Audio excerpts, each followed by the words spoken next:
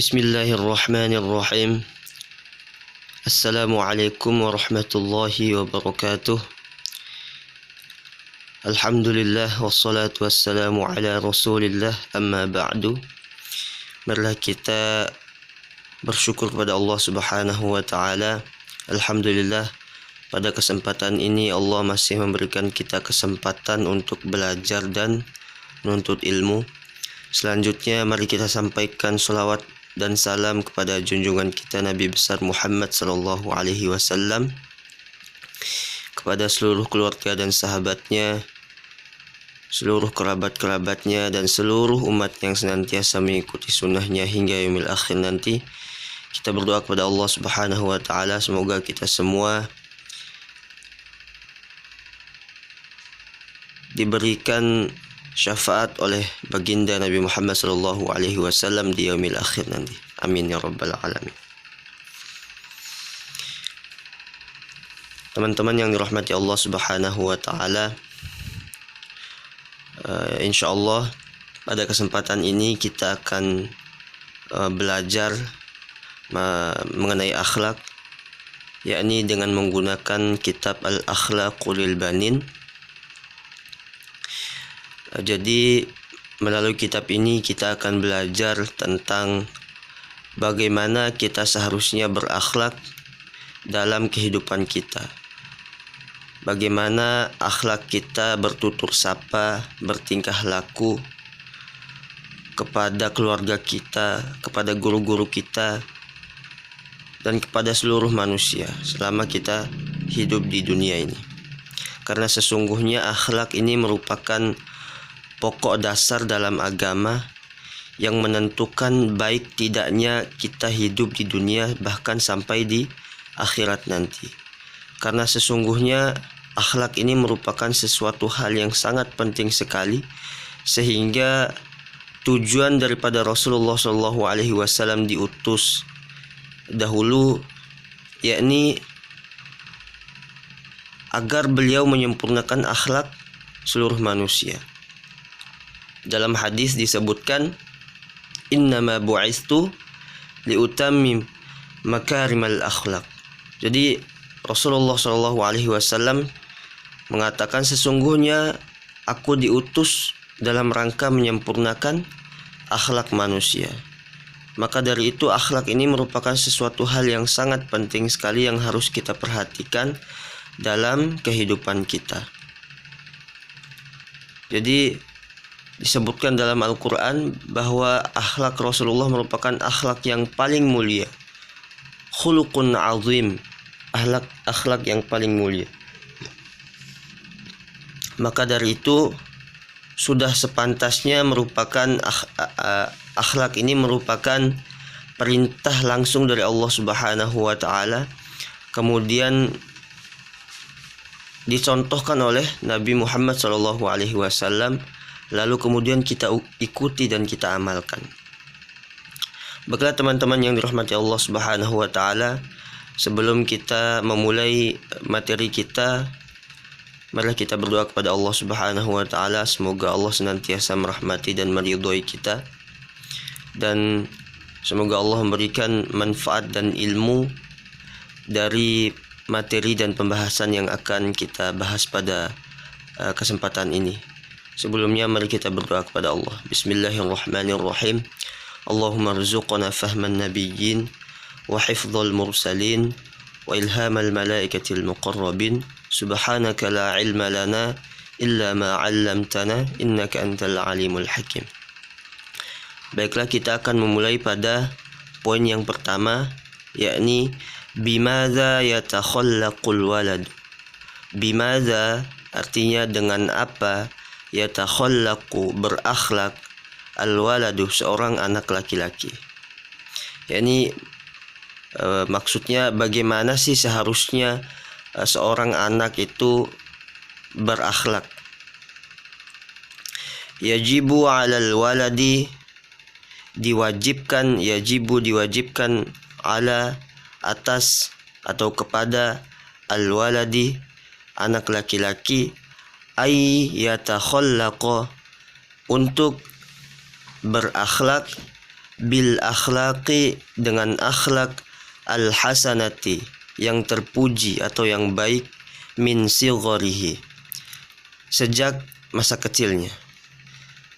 Nah, ini merupakan perintah dari Allah Subhanahu wa taala, sehingga akhlak kita berakhlak dengan akhlak yang terpuji dalam kehidupan kita sejak masa kecil kita diwajibkan kepada kita semua. Jadi diwajibkan kepada seluruh anak laki-laki untuk berakhlak dengan akhlak yang terpuji sejak masa kecilnya.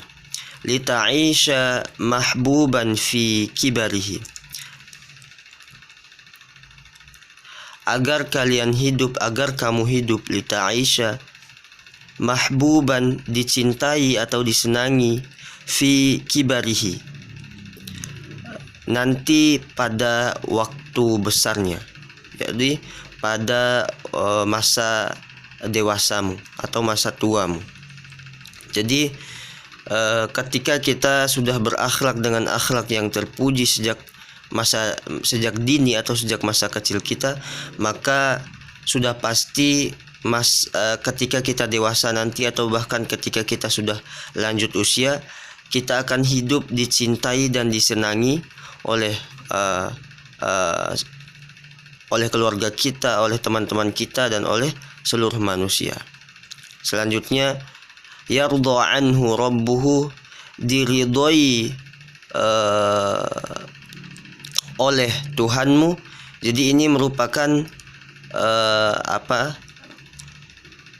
balasan yang akan Allah berikan ketika kita berakhlak atau berperilaku, bertingkah laku, bertutur sapa dengan akhlak yang mulia, yang senantiasa seperti yang diajarkan oleh Rasulullah SAW.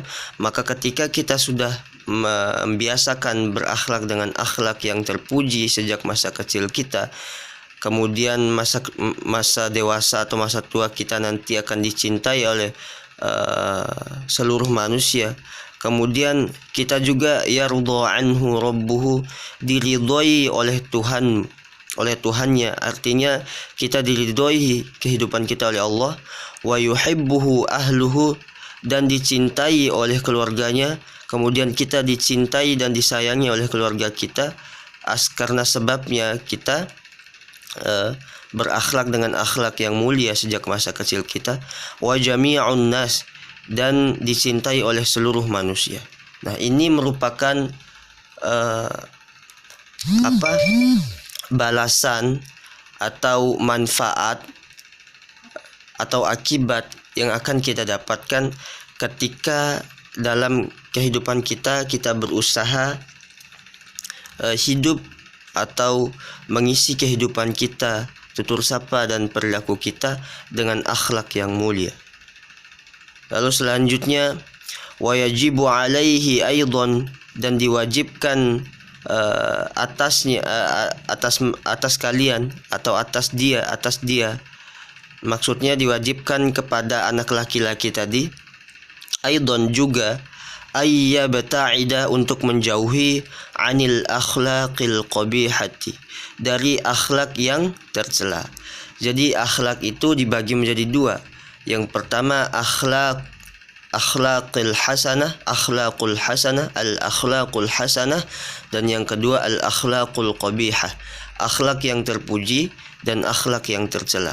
Jadi akhlak yang terpuji merupakan diwajibkan kepada kita untuk menunaikan akhlak yang terpuji dalam kehidupan kita. Lalu juga kita diwajibkan untuk menjauhi daripada akhlak yang tercela, agar kaila yakuna, agar kamu tidak menjadi makruhan, tidak dibenci, artinya tidak dibenci dalam kehidupan kita. Ini kebalikannya, ketika kita berakhlak dengan akhlak yang terpuji maka kita dicintai. Namun sebaliknya, ketika kita berakhlak dengan akhlak yang tercela dalam kehidupan kita, dalam lingkungan kita, dalam keluarga kita, kepada guru-guru kita, bahkan kita akan dibenci, kemudian dijauhkan dan tidak disenangi oleh teman-teman kita, oleh seluruh manusia bahkan. la yardha anhu rabbuhu, tidak diridhoi oleh Tuhannya. Kemudian kita tidak diridhoi oleh Allah Subhanahu wa taala. Wala yuhibbuhu ahluhu, dan tidak dicintai oleh keluarganya. Wala ahadun minan nas, dan tidak dicintai oleh satupun daripada seluruh manusia. Artinya tidak ada yang menyenangi kita, tidak ada yang menghargai kita, tidak ada yang menyayangi kita ketika kita berakhlak dengan akhlak yang tercela dalam kehidupan kita. Karena ini sesungguhnya merupakan kita telah melanggar daripada apa yang diperintahkan oleh Allah Subhanahu wa taala. Kemudian kita tidak menjalankan apa yang telah diajarkan oleh baginda Nabi Muhammad SAW. Maka sesungguhnya akhlak ini merupakan suatu pokok perkara yang sangat penting sekali dalam agama dan kehidupan kita. Maka dari itu kita harus senantiasa memperhatikan bagaimana akhlak kita dalam keseharian kita. Apakah sudah baik akhlak kita kepada teman-teman kita, kepada keluarga dan guru-guru kita, dan kepada seluruh manusia. Sehingga ketika kita sudah mengoreksi diri kita, sudah mempelajari diri kita, sejauh mana kita sudah berakhlak dengan akhlak yang baik dalam kehidupan kita, maka insya Allah ke depannya kita akan menjadi manusia yang lebih baik lagi. Karena sesungguhnya akhlak ini bukan hanya tentang kita dengan sesama manusia, akan tetapi tentang kita atau sebagai hamba kepada Allah Subhanahu wa taala. Bagaimana kita berakhlak yang baik terhadap Allah Subhanahu wa taala dalam ibadah-ibadah kita. Jadi sedikit saja kita salah dalam berakhlak kepada Allah Subhanahu wa taala, maka ditakutkan amal-amal kita yang lain akan merembet kepada amal-amal kita yang lain, sehingga amal-amal kita yang lain menjadi rusak juga karena tidak ada akhlak yang baik kepada Allah Subhanahu wa taala. Misalnya kita dalam hati kecil kita terbersit memiliki rasa yang suudzon kepada Allah, berburuk sangka kepada Allah Subhanahu wa taala. Jadi hal-hal seperti ini merupakan contoh-contoh akhlak kita kepada Allah Subhanahu wa taala. Nah, ini merupakan sesuatu yang sangat berbahaya sekali ketika kita berakhlak dengan akhlak yang buruk, baik kepada sesama manusia, kepada diri kita sendiri, bahkan kepada Allah Subhanahu wa taala. Naudzubillah. Baiklah teman-teman yang dirahmati Allah Subhanahu wa taala, sampai hari kesempatan ini hanya ini yang dapat kita bahas. Insya Allah kita akan melanjutkan pada kesempatan yang selanjutnya. Semoga apa yang kita bahas pada kesempatan ini dirahmati dan ridho oleh Allah Subhanahu wa taala. Kemudian ilmu yang kita dapatkan, ibrah yang kita dapatkan, hikmah yang kita dapatkan menjadi sebuah manfaat dalam kehidupan kita, kemudian kita amalkan atau kita aplikasikan dalam kehidupan kita sehari-hari. Baiklah teman-teman, mari kita tutup dengan doa kifaratul majlis. Subhanakallahumma wa bihamdika asyhadu an la ilaha illa anta astaghfiruka wa atubu ilaik. Tsumma assalamu alaikum warahmatullahi wabarakatuh.